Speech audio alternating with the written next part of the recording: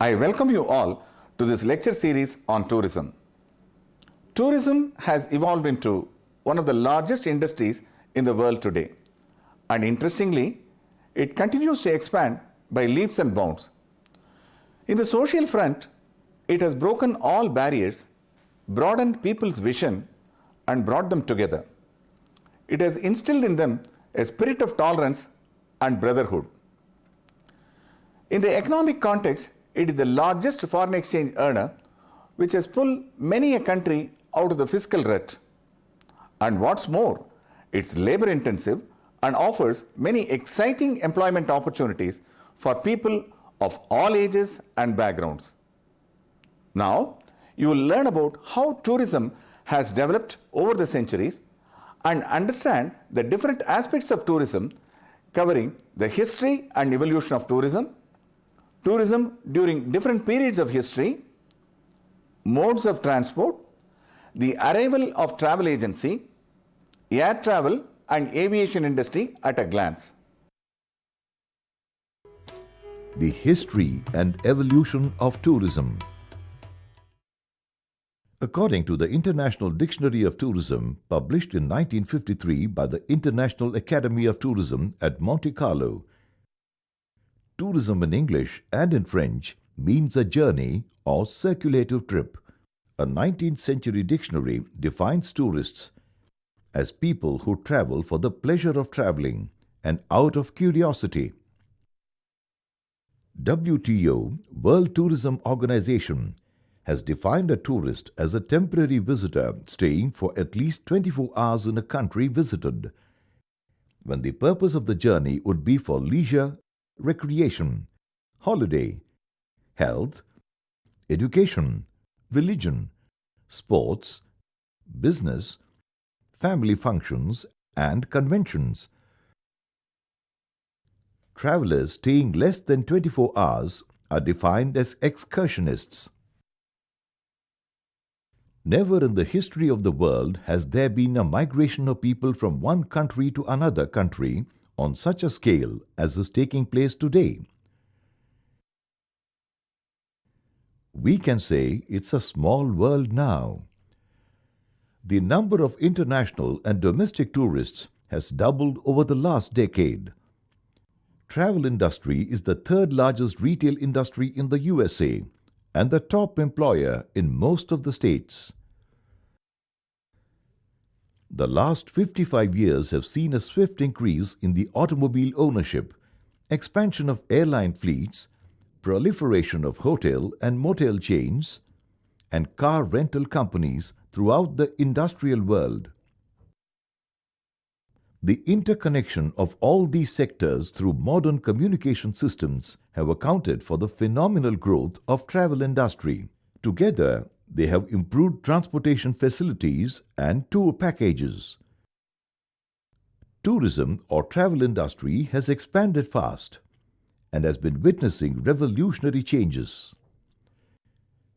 Paleolithic evidence suggests that, given the right environment, man prefers to live in one place and not to wander about the earth. During a million years, changes in the climate, dwindling food supplies, or hostile invaders alone made people leave their homes to seek refuge elsewhere.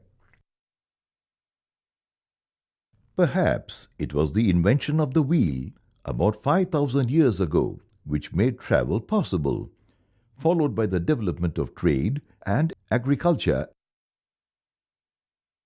People went from place to place as travelers and traders.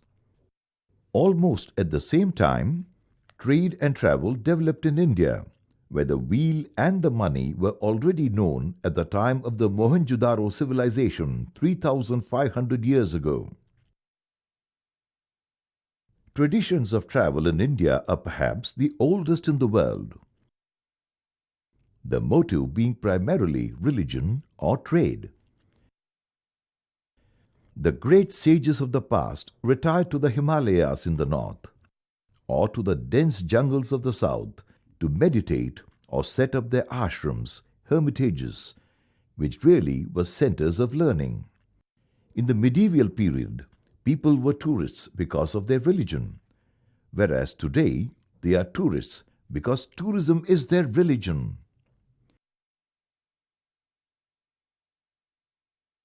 Tourism is an important industry today. Many countries are dependent on it for their foreign exchange earnings. Tourism, or what is now popularly referred to as the travel industry, has become a comprehensive social science which calls for a serious study and attention because of its impact on the lives of millions of people across the world.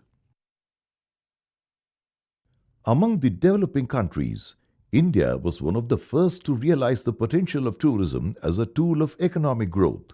As early as 1958, the Government of India set up a Department of Tourism and Civil Aviation under a cabinet minister. Modern tourism has evolved into a normal consumer product, transacted through retail outlets, wholesalers, and even department stores. Tourism in the BCs. Phoenicians, the people living on the coast of Syria at the eastern end of the Mediterranean Sea in ancient times, were probably the first real travelers in the modern sense, as they went from place to place as traders and travelers. Perhaps the invention of the wheel about 5,000 years ago and the invention of money by the Sumerians of Babylonia led to the development of trade in general and travel in particular. As early as the 3rd millennium BC, Egypt was a popular place for people across the world then. There are references to the Babylonian king Shulgi, who ruled Egypt 4,000 years back, and is said to have boasted that he protected roads, built gardens and rest houses for travelers. The ancient Greeks traveled short distances in small boats. In the 5th century BC, Herodotus toured Phoenicia, Egypt, Cyrenaica, Greece, and the Black Sea, and recorded the history, social customs, and practices of the people living in these areas. Greeks traveled to spas, festivals, athletic meets, and to consult the oracle at Delphi.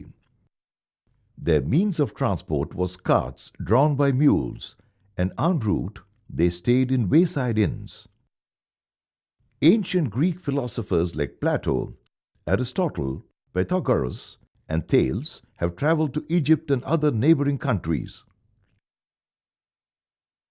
Tourism prospered under the Roman Empire with its long spells of peace and superior land and sea communications. Tourist traffic attained a scale and sweep that were not to be seen until the 19th century. Travel patterns in the Roman period. Romans probably were the first pleasure travelers in the world. Travel had become quite sophisticated by the time Christ was born. The Romans traveled to see the temples in the Mediterranean region and the pyramids of Egypt. They often traveled up to 100 miles a day by using relays of horses taken from rest posts that were 5 to 6 miles apart. Plutarch, the great historian and biographer of the period, speaks about globetrotters who spent the best part of their lives in inns and boats. The wealthy men of the period traveled in litter, a vehicle carried by people or animals with a bed or couch, often covered and curtained, suspended between shafts. Travel in ancient India. Atithi Devo Bhava, the guest is God. This ancient Sanskrit saying best sums up the rich tradition of India, which has welcomed visitors with open arms without any reservation or hostility, true to the syncretic spirit of its people and the composite culture it has nurtured. As for India, travel infrastructure was of a high order even during the Roman Empire. Trade ties were strong between Rome and India. When Alexander the Great reached India, he was surprised to find well-maintained roads lined with green trees, wells for providing water to the weary traveler, police stations and rest houses. Greek travelers have recorded that there were highways 1,200 miles long and 64 feet wide, on which people traveled in chariots, bullock carts, on elephants, camels, horses and oxen. There are references to voyages undertaken by Emperor Ashoka's emissaries to Sri Lanka, East Asia and West Asia to spread the gospel of Lord Buddha.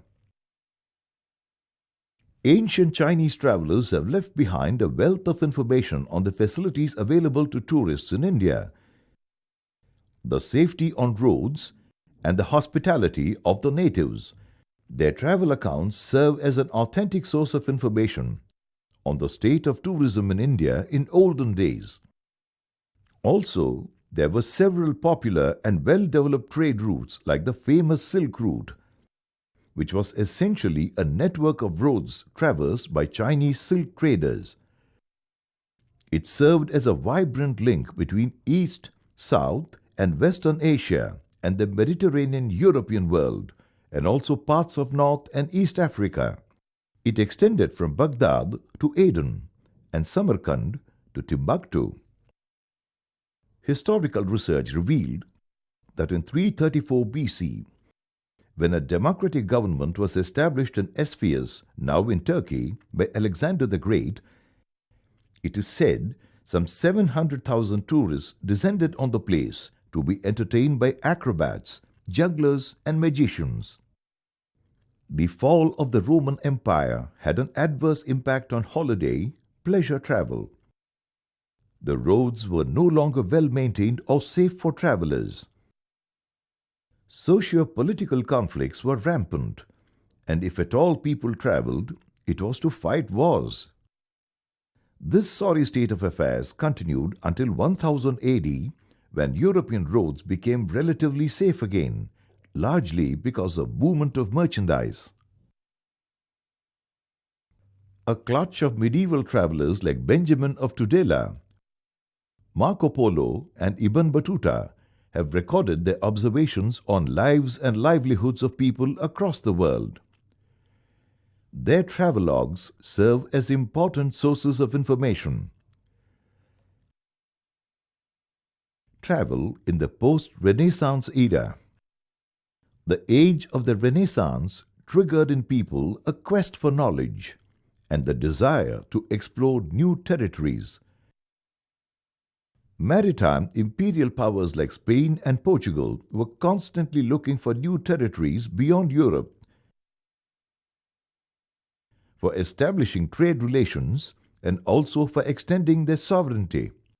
They commissioned explorers to find a westward sea route to Asia, and that triggered a series of expeditions in different periods under the command of Christopher Columbus, Amerigo Vespucci, and Ferdinand Magellan, etc. However, it was Vasco da Gama, the Portuguese sailor, who discovered a shorter route by sailing around Africa to set foot on the western coast of India in Calicut in 1498. Around this time, there came into being a new means of transport. Coaches made in Hungary were the prized possessions of the elite. These new contraptions on four wheels drawn by horses had ornately carved roofs and curtained windows. Precursors to the trains, these coaches were used for transporting people between stages or stations, and thus earned the name stagecoaches. With the advent of the stagecoach, places of rest for travelers came up.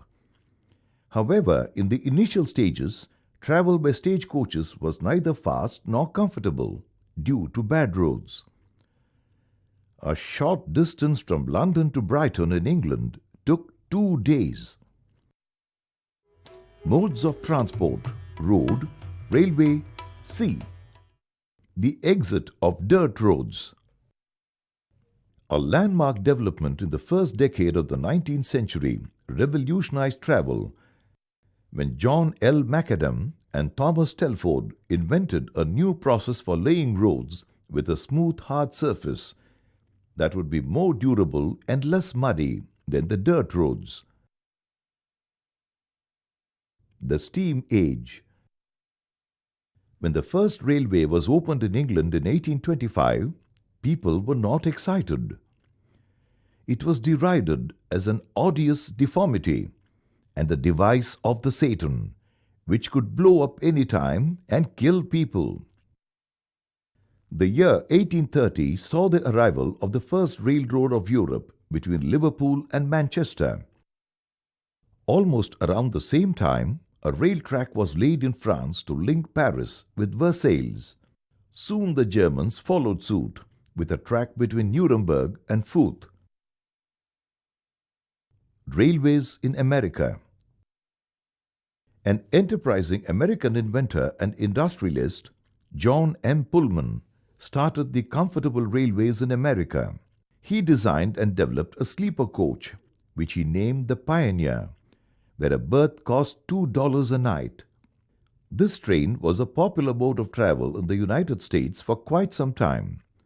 But today, train travel has almost become extinct thanks to the rapid strides made by the US automobile and airline industries. However, in other countries like India and Japan, the train is still the most preferred mode of travel. Superfast trains of Japan, like the famous bullet train, have literally made distances meaningless. France also has trains known for their safety, punctuality, and incredible speeds touching 350 kilometers an hour. Growth of shipping services. Developments in shipping have made crossing the oceans a comfortable, safe, and enjoyable experience. In the mid-1800s, transatlantic voyages between Europe and America took about 2 weeks. With the arrival of the twin propeller steamer with a steel hull developed in Paris in 1889, the travel time across the Atlantic was reduced to 6 days. Ships enjoyed a good patronage until competition arrived from airlines in the post-war period. By 1955, there was more transatlantic travel by air than sea. However, luxurious cruise ships with a huge capacity to carry passengers numbering 1,000 or more are still popular today among leisure travelers who have the time and money. The impact of automobile on travel. Nothing has changed the landscape of travel so much as the automobiles in the 20th century. Pioneer motor cars with a speed of 20 kilometers an hour have passed into history, and today the roads are dominated by spacious, comfortable, faster, safer, and more fuel-efficient vehicles. Right from the design stage until the vehicle rolls out of the assembly line, technology dominates every aspect of production. Automobiles do an estimated 80% of the holiday travel in the United States. Ownership of cars in the developing nations has also registered a sharp rise. India in recent times has emerged as the most promising automobile market, with the presence of the world's leading manufacturers known for their impressive product range, catering to different segments. The enormous growth of Indian automobile industry has led to the demand for multi-lane highways with quality motels and eateries to cater to the needs of the travelers. The arrival of travel agency. In 1841, Thomas Cook, a traveling Baptist, engaged a train to carry 570 people from Leicester to Loughborough to attend a religious congregation. The 22-mile round trip cost each passenger 1 shilling, and the trip included a band to play religious songs with lunch and tea. Perhaps this was the first advertised tour in the world, which spurred Thomas Cook into looking at travel as a profitable business, and he became the world's first travel agent. He went on to organize inclusive tours and helped over 150,000 to attend the Great Exhibition in London. Soon, his tour programs expanded to include other cities in Europe. His Grand London to London Circular Tour of Europe, which included Antwerp, Brussels, Waterloo, Cologne, Frankfurt, Heidelberg and Paris, was a big hit. Today, Thomas Cook is one of the largest, oldest and reliable travel agencies with a strong global presence.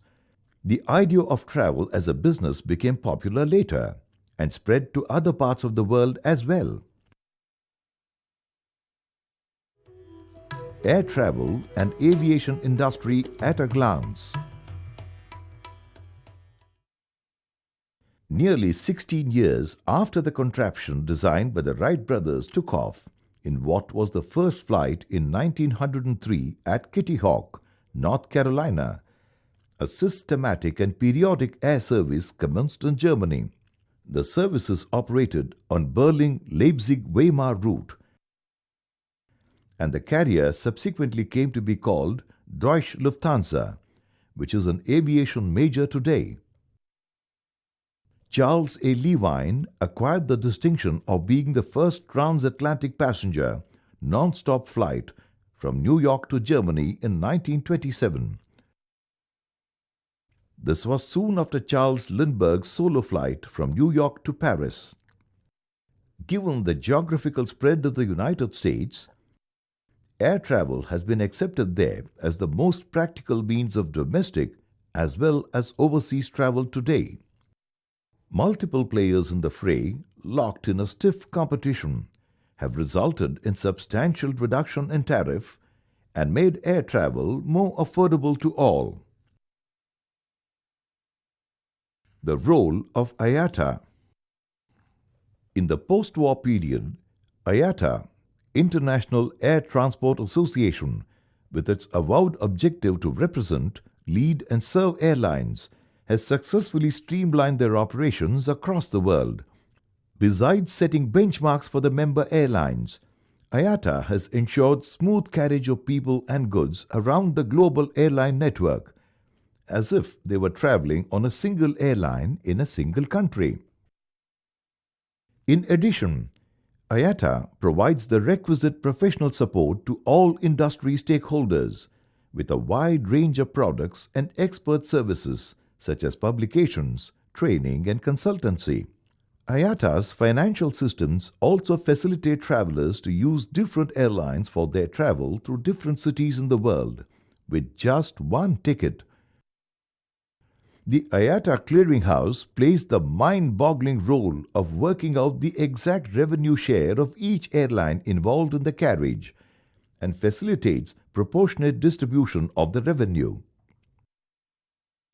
Expansion of airline industry triggered a huge demand for modern aircraft, which is met by leading aircraft manufacturers like Airbus, Boeing, McDonnell Douglas and Lockheed, to name a few. Aviation industry in India. At the time of India's independence, there were 9 air transport companies for carrying people and cargo. In the post-colonial era, Indian aviation has witnessed a significant growth thanks to the pioneering spirit of industrialists like J.R.D. Tata and his Tata Airlines, which was ultimately taken over by the government to form Air India. And the nationalization of Indian Airlines IA in 1953 brought the domestic civil aviation sector under the purview of the Indian government. Later, the government-owned airlines dominated Indian aviation industry till the mid-1990s. Tourism in the 21st century. Tourism today is one of the largest industries and is continuously growing. Today, Indian skies are dotted by a good number of private aviation companies. Travel business has become more organized thanks to the net. It has ensured a free flow of information unfettered by constraints like time or distance. With just a click of the mouse, a traveler is able to plan his trip right from his home or place of work without having to visit the airline office or travel agent. Staying where he is able to book flights, hotels or sightseeing trips, rent cars, and even print all the travel-related documents months before commencement of travel. Financial institutions like the banks and money changers have also contributed a great deal towards making travel an exciting experience. Conversion and interconversion of currencies for journeys through different countries has been simplified and pose no problems whatsoever. Exigencies arising from loss of money have become a thing of the past after the arrival of travelers' checks and a multitude of credit or debit cards. There are any number of insurance companies to secure travelers from accidents or illness for a nominal premium. Tourism has evolved into one of the largest industries in the world today, and interestingly, it continues to expand by leaps and bounds. In the social front, it has broken all barriers, broadened people's vision, and brought them together. It has instilled in them a spirit of tolerance and brotherhood. In the economic context, it is the largest foreign exchange earner, which has pulled many a country out of the fiscal rut. And what's more, it is labor-intensive and offers many exciting employment opportunities for people of all ages and backgrounds. Tourism in India has registered an impressive growth in recent times. Enhanced facilities like highways, modern transport vehicles, guides, and good hotels have increased the influx of tourists from abroad. Hotels have adapted themselves to the culinary preferences of the visitors by offering multi-cuisine menus, as they generally find Indian food very spicy. These topics should have given you a clear picture of how tourism has grown through the centuries and how arrival of travel agencies and some landmark developments in transport in general and aviation in particular have contributed to its becoming one of the largest industries in the world today. And that brings us to the conclusion of this session. Thank you.